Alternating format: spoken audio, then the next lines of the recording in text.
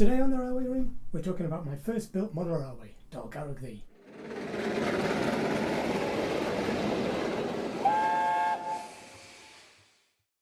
Hello friends, welcome to the Railway Room, a new series of videos on the channel all about model railways.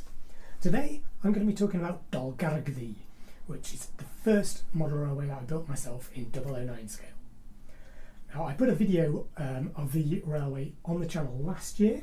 You may have seen it. It's been the fastest growing video on the channel to date. So just a massive thank you to everybody who's watched, liked, commented, subscribed, all that jazz. Much appreciated. Now earlier this year I was going through some cassettes that I'd shot on my very first video camera that I had, so 2005-2009.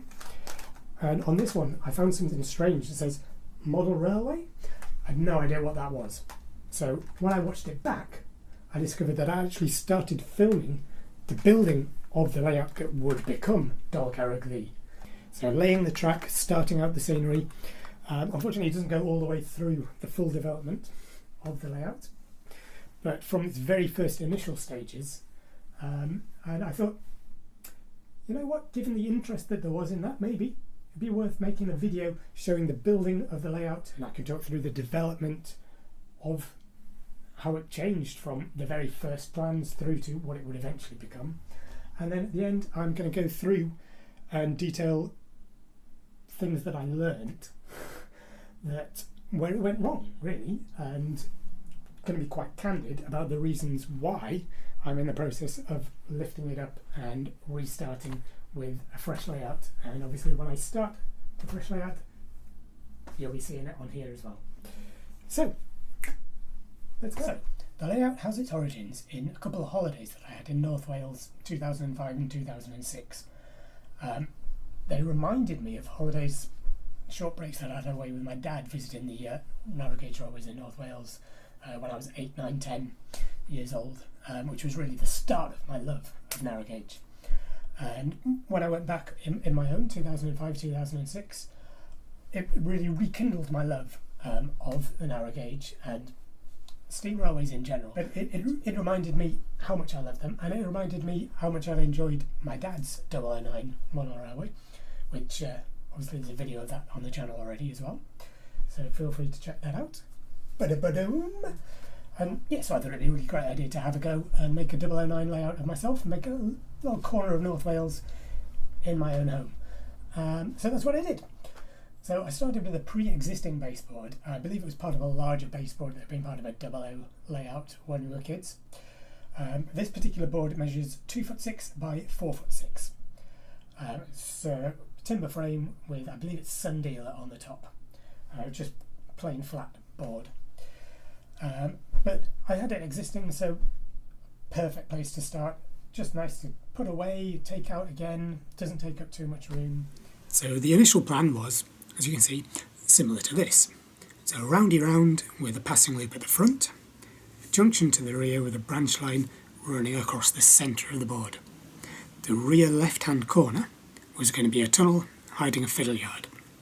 So you can see here this track plan laid out onto the bare board using track pins.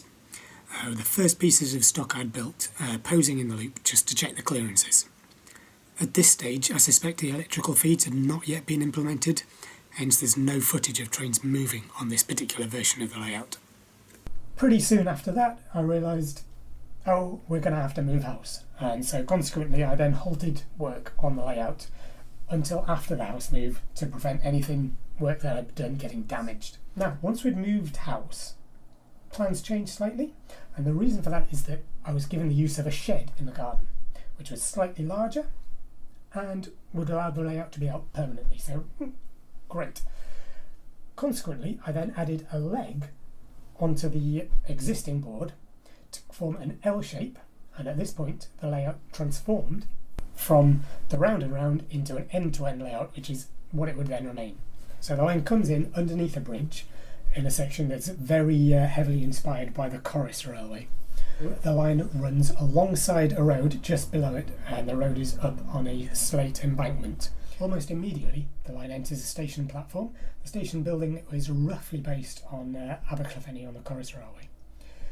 And It's a single track platform, and then beyond the platform the line splits into the passing loop.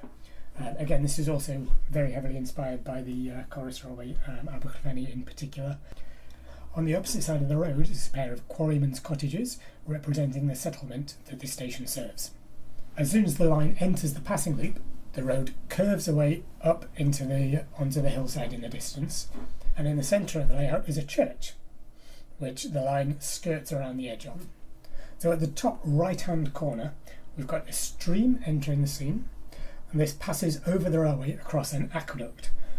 Aqueducts quite rare on the narrow gauge, well, quite rare on any gauge, I think, really. But there were a couple on the Linton and Barnstable Railway. That was my inspiration for this. Shortly after the aqueduct, the stream drops over a waterfall, which takes the level of the stream down below the railway line, and it then runs out underneath the railway line, this time on a bridge, and off the scene in the bottom right-hand corner. In between the bridge and the aqueduct, there's a small footpath that comes across the line, which drops down over a little footbridge over the stream and then heads up to the junction.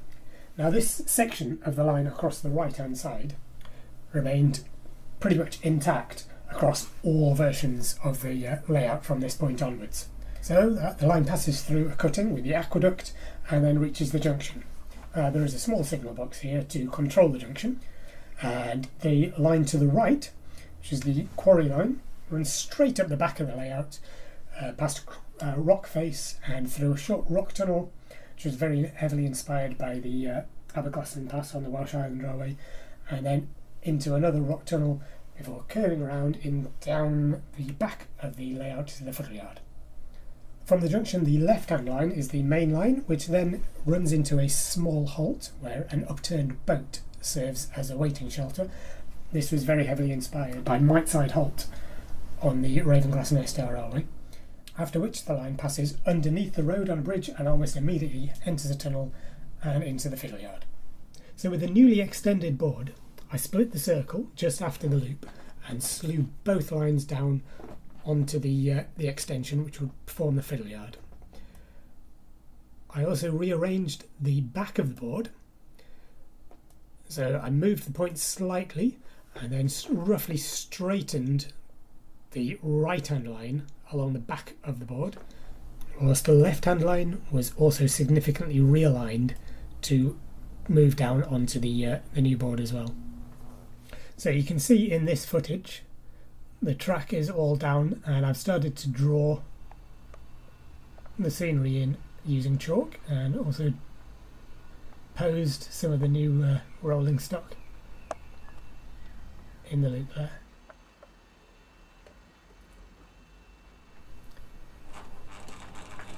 And here we can see the first train running on the new layout. Oh. And obviously this loco has not run for several months, if not more than a year, so it needs a slight helping hand every now and then.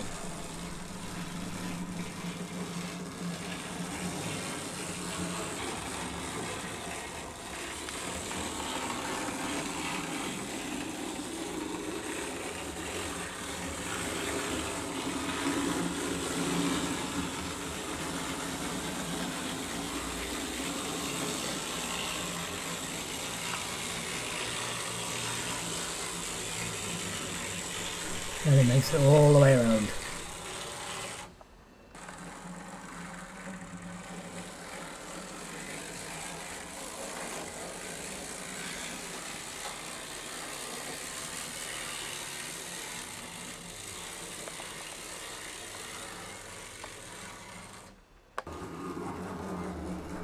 So this is, I believe, the Chivers Fine Lines kit of the Talaflin X Corris number 4 Edward Thomas. And this runs on a Bachmann 040 chassis, and to be honest, this is about the best I've ever seen this chassis running. So in the next clip you can see I've now cut holes into the baseboard to allow the scenery to drop down below the track bed level in 2 places. And at the back here's half of the cutting where the stream's going to come in. This was built up from papier-mâché. All of the scenery on Dolgarreg Ddu was papier-mâché. I believe there were stronger pieces of cardboard box underneath to give the height, and then the papier-mâché forming the terrain. And this is of course where the stream drops down. So now I've added papier-mâché around the quarry line and where the scenery drops below the line.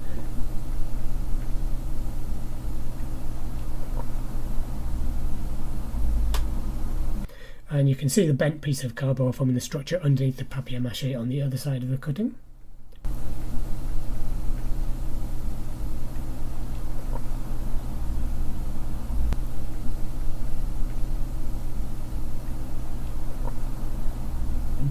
I've also started on the bare rock tunnel, which was built using dried out bark, and I believe it's polyfiller holding it together.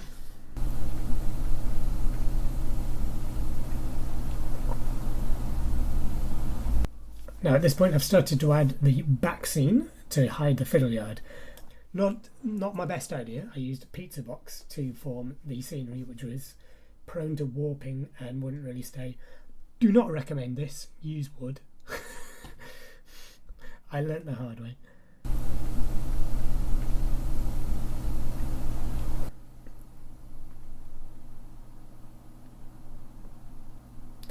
There's some close-ups of where I've been painting.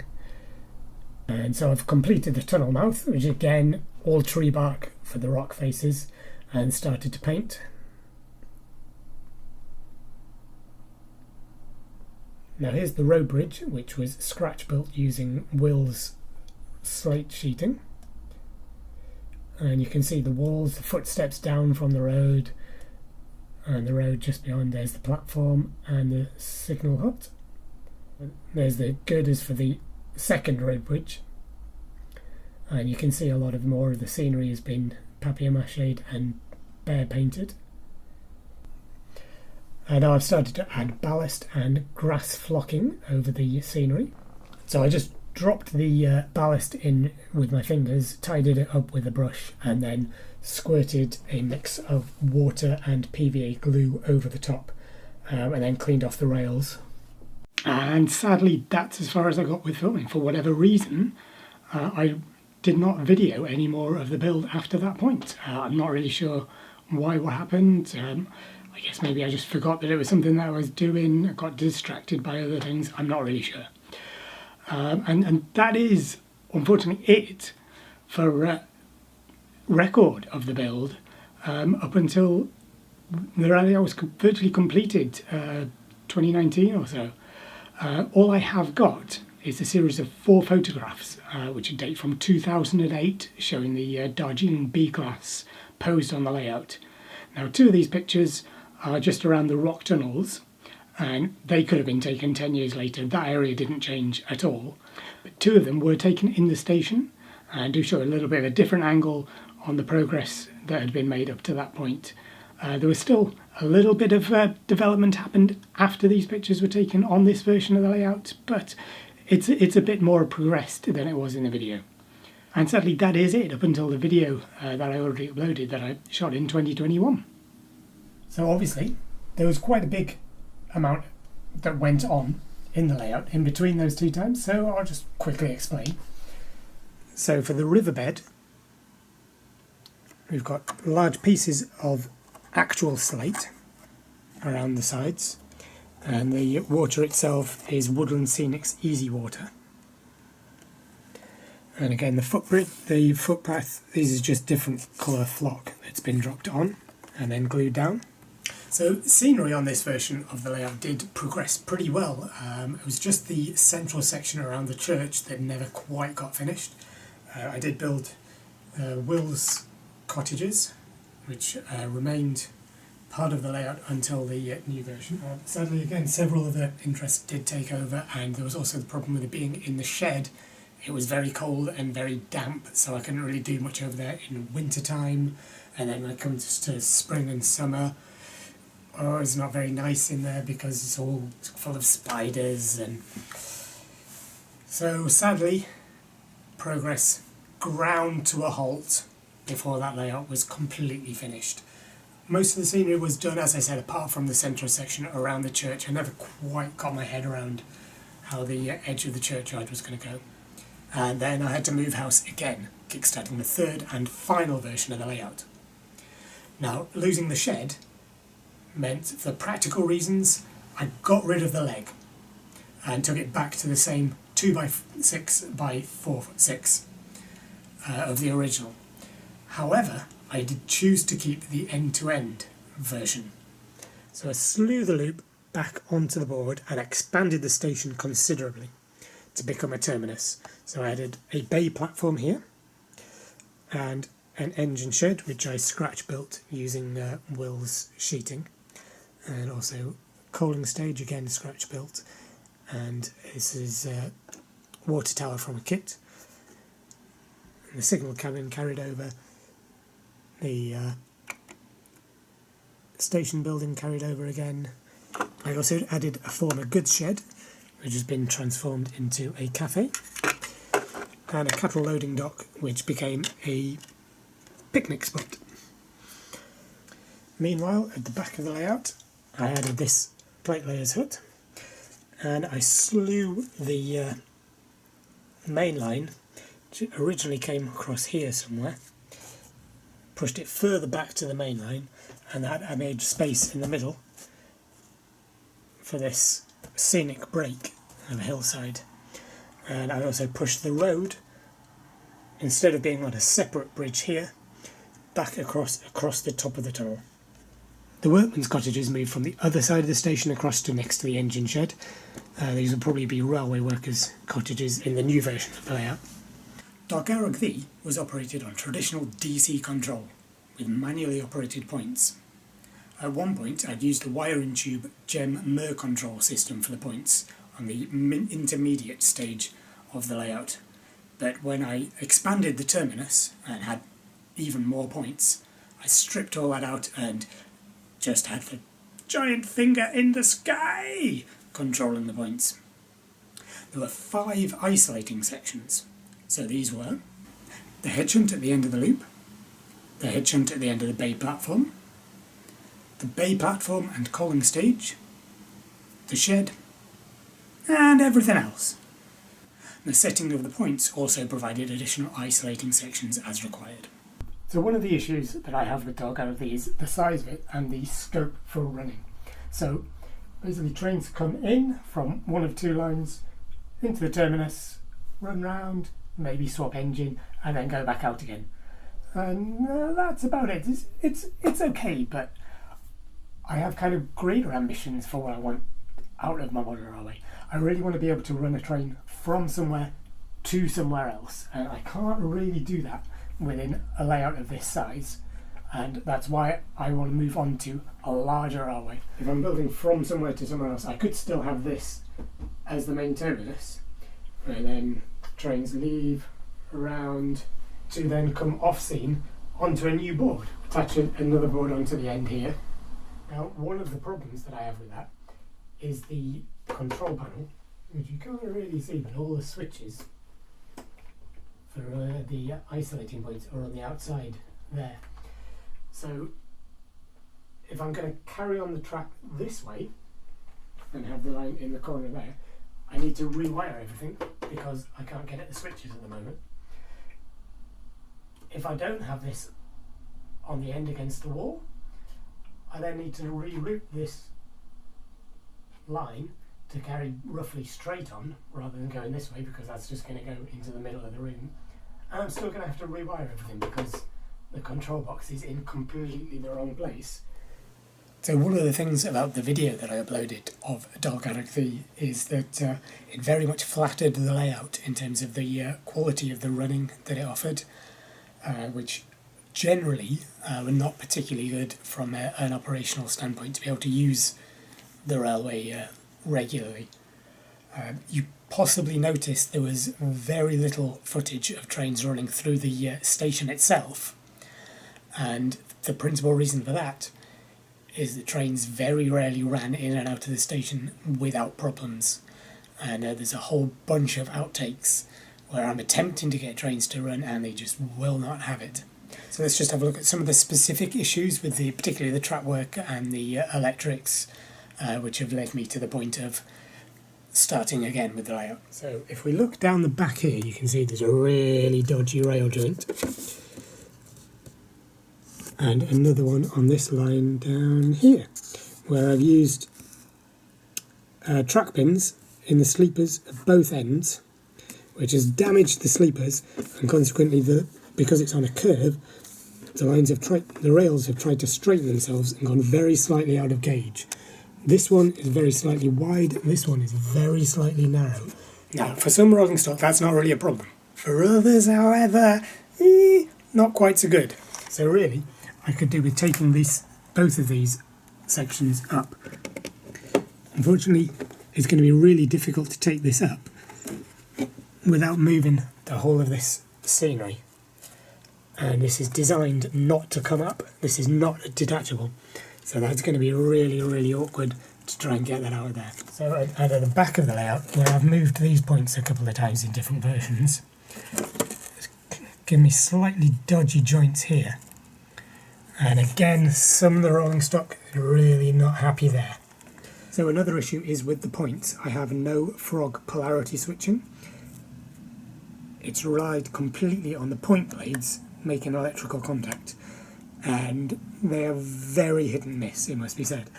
This point's generally not too bad. This one's pretty good. The one at the back is very good. This one is not happy. This one, on the other hand, pretty decent coming from this platform. But I've put the points over this way. This section of line, it's almost impossible to get a connection across there. So really I could do with taking all of these points out and rewiring them with frog polarity switching. And that's going to be quite a bit of work in the station area. So there's also issues with the platforming. Now this is built with Wills sheeting along the edge, and then it's polyfiller in the middle. And unfortunately, as you can just about see here,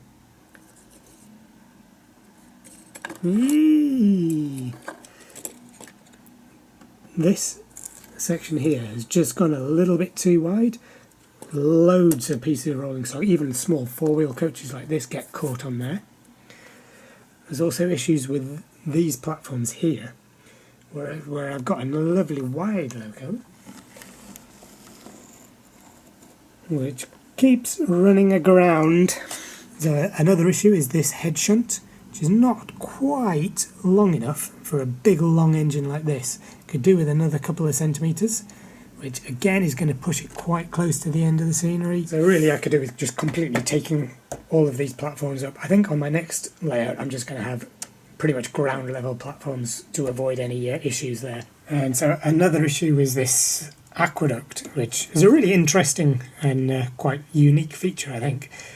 But I was never happy with this as a build of the actual aqueduct. It's plasticard framework with milliput covering sanded down to try and represent concrete. Never think it looked convincing. Never quite sure what to do to replace it with. So that was always a big question mark. I do need to redo all of the back scene because I wound up sticking bits of flock onto it when I was gluing them, doing the flock, unfortunately. And for me, one of the biggest questions is really this here. Not the point specifically, but it's a junction in the middle of nowhere with only footpath access and its own signal cabin on a preserved narrow gauge railway.